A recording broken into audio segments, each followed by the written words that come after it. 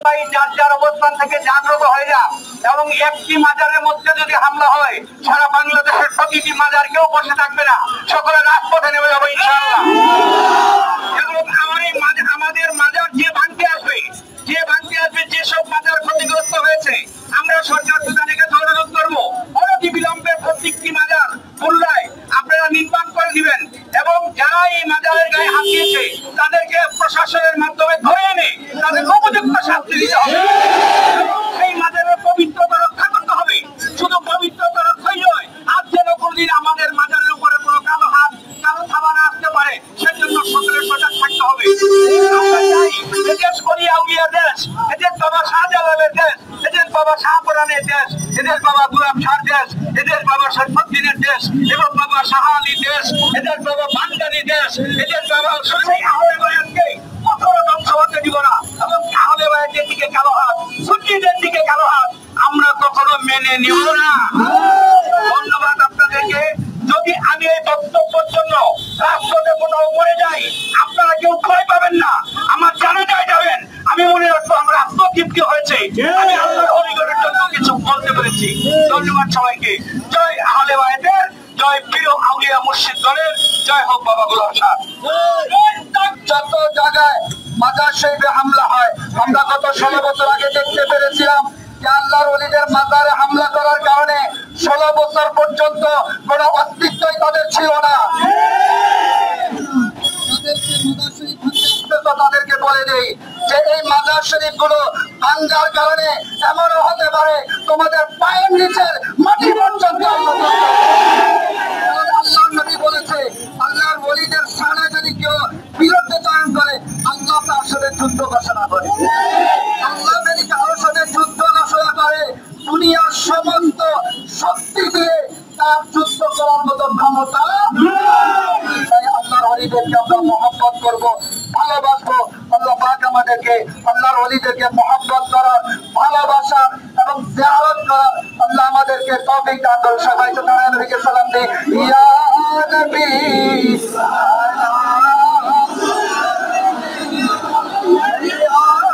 রহমত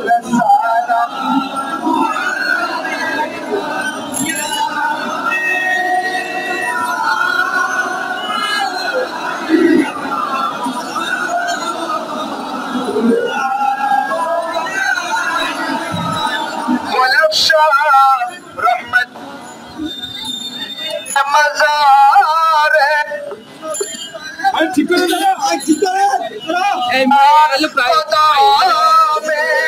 করে আমাদের সবাইকে এই আরজু আপনার চরণে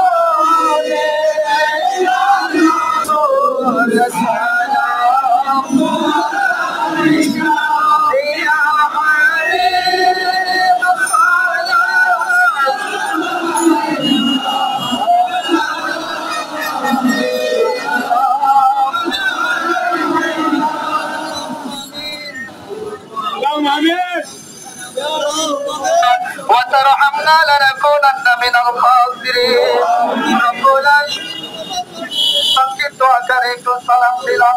এর বিনিময় হাদিয়াগুলো আমার দয়াল নবীর কদমে পৌঁছে দাও। দিদার মোবারক আমাদেরকে নসিব করে দাও। আমার নবী আউলিয়া গাউস গুলো সকলের রূপাকে হাদিয়া পৌঁছে দাও। আল্লাহ তিনশো ষাট আউলিয়া সকলের কদমে আমাদের হাদিয়া পৌঁছে দাও। নবী গোলাম শাহ রাহমাতুল্লাহি আলাইহির মাজার শরীফ থেকে আমাদেরকে রূহানি তাওয়াজ্জু পায়ে তুমি নসিব করে দাও। আজকে আমাদেরকে বিজয় দান করে দাও। সারা দেশের মাজার শরীফকে তুমি হেফাজত করো। তোমার ওলিদের জিম্মাদারি তুমি নিয়েছো, আল্লাহ তুমি তাদেরকে হেফাজত করো। মাওলা আমরা সহায় হচ্ছি, আমরা তোমার সাহায্য চাচ্ছি, আল্লাহ আমাদেরকে তুমি কবুল করো। গতকালকে রাত্র থেকে এই পর্যন্ত আসতেছে একে একে আল্লাহ সকলকে তুমি কবুল করে দাও। সকলকে জিয়ারতে মদিনা নসিব করে দাও। সাল্লাল্লাহু তাআলা আলা খায়রি খালকি সাইয়্যিদিনা মুহাম্মাদিন ওয়া আলা আলিহি ওয়া সাহবিহি আজমাইন। আলহামদুলিল্লাহি রাব্বিল আলামিন। ওয়া লা ইলাহা ইল্লাল্লাহ। আমিন।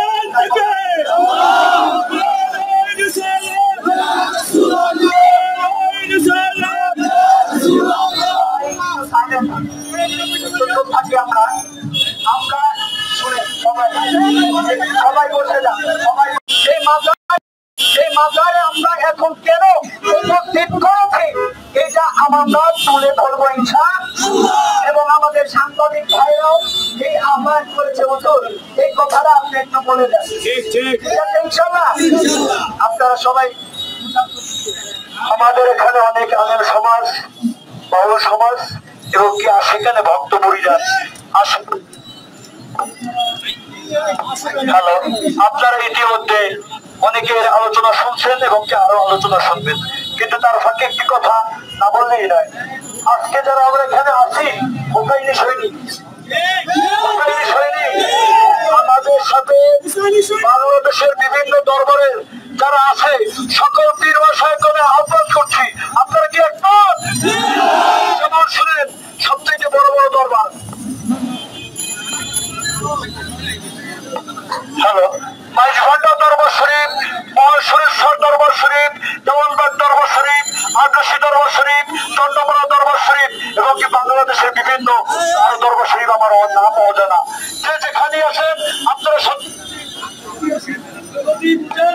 যে এখানে ভুল হচ্ছে, তাহলে আমরা এতদিন ভুল কেন করাইছেন এটার বিচার চাই।